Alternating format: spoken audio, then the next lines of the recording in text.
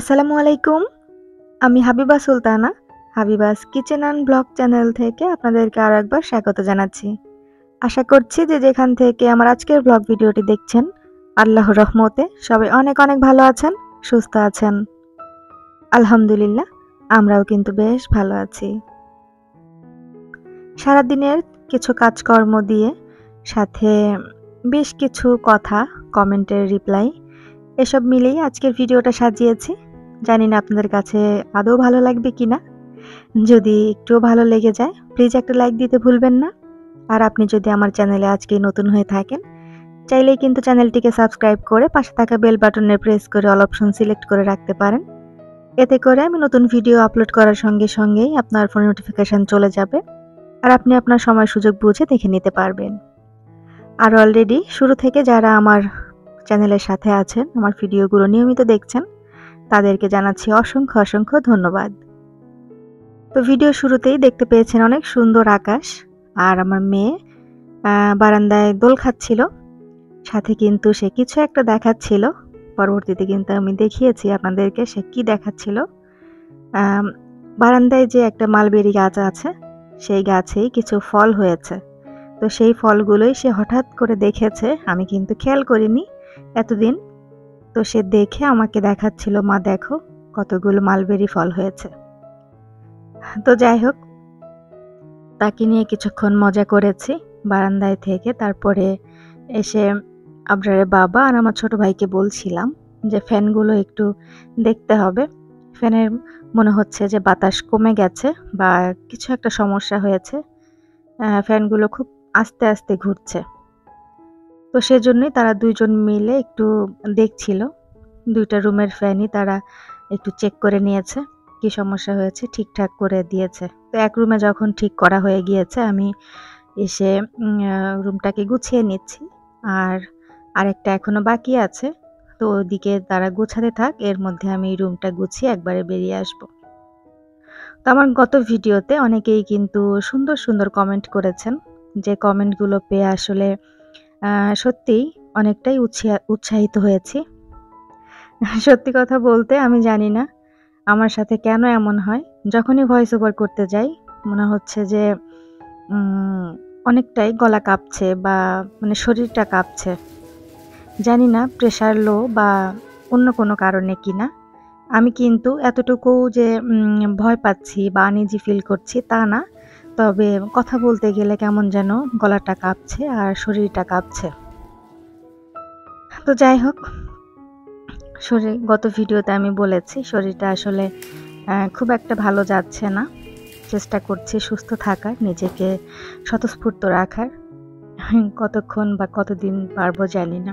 তো আমার গত ভিডিওতে অনেক নতুন নতুন আপুরা জয়েন হয়েছেন, আমাকে বন্ধু করেছেন।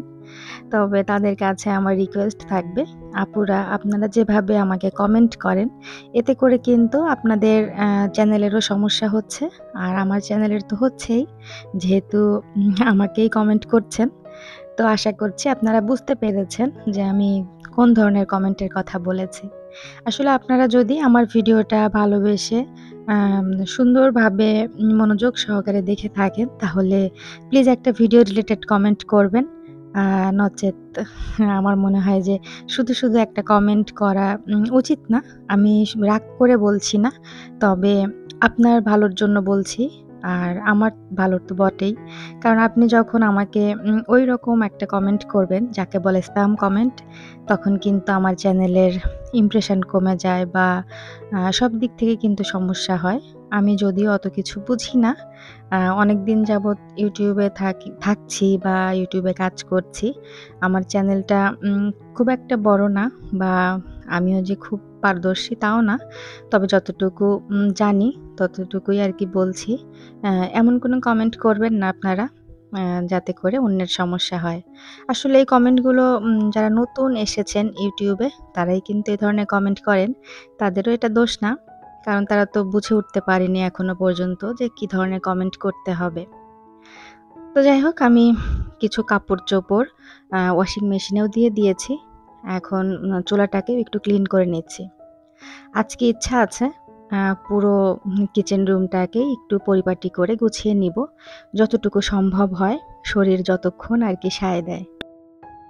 কারণ আমি গত ভিডিওতেও বলেছি, আবার আজকে ভিডিওর শুরুতেই বলেছি যে শরীরটা ইদানিং কেমন যেন আমার সাথে কি বলবো, আমার কথা শুনছে না। আমি চাইছি কাজ করব বা হাঁটাচলা করব, একটু মনের মতো করে বাসাটাকে গুছিয়ে রাখবো, কিন্তু আমি পারছি না। মনে হচ্ছে যে যখন যে কাজ করতে যাচ্ছি আম হাঁপিয়ে উঠছি। আর এর পেছনে কিন্তু বেশ কিছু কারণ রয়েছে। এই যে হাঁপিয়ে উঠছি বা নিজেকেই মনে হচ্ছে সামলে উঠতে পারছি না। আ অনেক বেশি অসুস্থতা বোধ করছি। আ যখন আবরারের ৪ বছর বয়স তখন থেকেই আমি আ একটু অন্যরকম ফিল করি যে আমি হয়তো ঠিক নেই। আর কি নিজেকে বেটার ফিল করছিলাম না। তো পরে ডক্টর মানে দেখানো হয়। তো দেখানোর পরে ডক্টর আ বলতে গেলে ভুল চিকিৎসা দেয় আমাকে। তো এর কারণেই আরকি সমস্যাটা হয়েছিল। ইনশাআল্লাহ অন্য কোনো ভিডিওতে আপনাদের সাথে শেয়ার করব। তবে এখনো পর্যন্ত কিন্তু জানি না যে আমার আসলে কি হয়েছে। যত জায়গায় ডক্টর দেখিয়েছি, কেউই কিন্তু আমাকে সেভাবে করে বলতে পারছে না। এমনকি আমার আম যে অসুখের বা আমার শরীরের যে সিম্পটম গুলো, এগুলো ডক্টরই ধরে উঠতে পারছে না যে আমার কি সমস্যা। যদি আল্লাহ আমাকে বাঁচিয়ে রাখে, আপনাদের সাথে শেয়ার করার মতো সুযোগ হয়, ইনশাআল্লাহ আপনাদের সাথে শেয়ার করব। তো যাই হোক, আমি কিচেনটাকে ভালো করে গুছিয়ে নিয়েছি। এরপরে মেয়ে এসেছে, আমাকে পেয়ারা কেটে দাও। তো সেজন্যই আরকি পেয়ারা কেটে নিচ্ছিলাম। আ পেয়ারা নিয়ে এসেছে, সাথে কিন্তু এই বাটিটাও নিয়ে এসেছে। আমাকে বলছিল, আমাকে এই টিফিন বাটিতে করে পেয়ারাগুলো কেটে দিবে। আর সেটা আবার নাকি তরমুজের মতো হতে হবে। তো এমনই করে মাঝে, মাঝে। এমন আবদার করে বসে যে আমি মানে অ্যা কি করব বা কি বলবো বুঝে উঠতে পারি না। সে কিন্তু বরাবরই এমন, যখন থেকে কথা বলতে শিখেছে তখন থেকেই বেশ মানে আহ্লাদ করে কথা বলে, ঢং করে কথা বলে আরকি। হয়তো মেয়েরা এমনই। আমার ছেলে কিন্তু বরাবরই একদম সহজ সরল আর উম যেরকম হওয়া উচিত সেরকমই। আ আসলে ও ছোট থেকেই বেশিই ম্যাচিউরড। আ ওর মধ্যে কোনো ছেলেমানুষি ছিল না ওরকম, বা ঢং ছিল না, কিছুই ছিল না। তো আমি এজন্যই আরকি এগুলোতে অভ্যস্ত নই। আর মেয়েটা দেখছি যে সে কিন্তু যখন থেকে কথা বলতে শিখেছে বা কোনো কিছু চাইতে শিখেছে, বেশ ঢং করে বলে বা যখন নড়াচড়া করে, নড়াচড়ার মধ্যেও কিন্তু বোঝা যায় আহ্লাদি একটা ভাব বা ঢং করছে এরকম কিছু একটা বোঝা যায়। তবে বেশ ভালোই লাগে। মেয়ের মাদের এই একটা কিন্তু আনন্দ আছে। আর শুধু মেয়ের মা বলব কেন, আ আমি কিন্তু পরিপূর্ণ। কারণ আমাকে আল্লাহ পাক একটা মেয়ে দিয়েছে, একটা ছেলেও দিয়েছেন।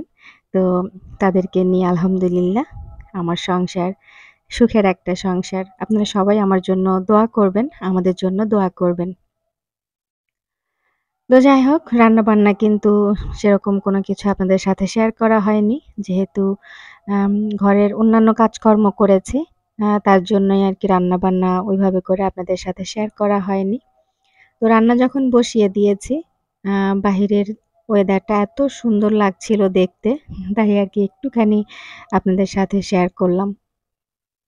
তো আমি আজকে ডিম ভুনা করব তাদের জন্য। তো ডিম ভুনা করতে এসে কিন্তু এখানে একটা কাহিনী হয়ে গিয়েছে।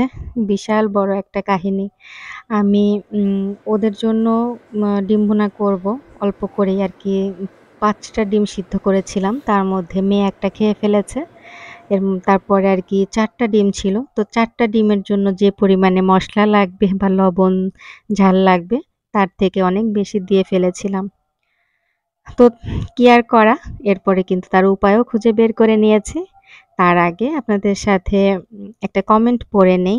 কমেন্টটা খুবই মজার ছিল। মানে আমার কাছেও ভালো লেগেছে। জানি না এটা কতটুকু আপনারা মানেন, বা আমার কাছে কিন্তু বেশ আ কি বলবো? মজাও লেগেছে, ভালোও লেগেছে। একজন আপু আমাকে গতকালকে কমেন্ট করেছে। এর আগেও আমি এরকম কয়েকটা কমেন্ট পেয়েছি। তবে মজা লাগার পাশাপাশি বেশ লজ্জাও পেয়েছি যে আসলেও কি তাই কিনা? তো যাই হোক আমাকে কমেন্ট করেছে যে, "আপু তোমার ভয়েসটা অনেক সুন্দর মাশাআল্লাহ।" তো আমি জানি না আপুটা সত্যি, সত্যিই বলেছেন কিনা। যদি সত্যি, সত্যিই বলে থাকেন আপু, আপনাকে অসংখ্য, অসংখ্য ধন্যবাদ। তবে আমার কণ্ঠ কিন্তু মোটেও ভালো না। আমার কণ্ঠ শুনে এখনো পর্যন্ত কেউ কোনোদিনও মানে সরাসরি শুনে বলেনি। এটা হয়তো এডিটিং এর জন্য হতে পারে বা এই যে আমি যে ভয়েস ওভার করছি মাইক্রোফোনটা, এরও কেরামতি হতে পারে। তো তার আগে বলে নেই এখানে আমি কাঁঠালের বিচি, তারপরে হচ্ছে আলু, মিষ্টি কুমড়ো, পটল সবকিছু দিয়ে আ যে মলা শুটকি, কেউ মোরলা শুটকি বলেন, কেউ মলা শুটকি বলেন। তো সেগুলো আরকি ভুনা করে নিয়েছিলাম। আর এর মধ্যে কিন্তু ওই যে বলেছিলাম তেল মসলা বেশি হয়ে গিয়েছে, লবণ ঝাল। তার জন্য আমি একটু ডাল দিয়েছিলাম।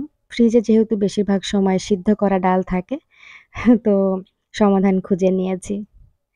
তো জানি না এতক্ষণ পর্যন্ত ধৈর্য সহকারে ভালোবেসে আমার ভিডিওটি কে বা কারা দেখছিলেন। যারা দেখছিলেন তাদেরকে অসংখ্য, অসংখ্য ধন্যবাদ।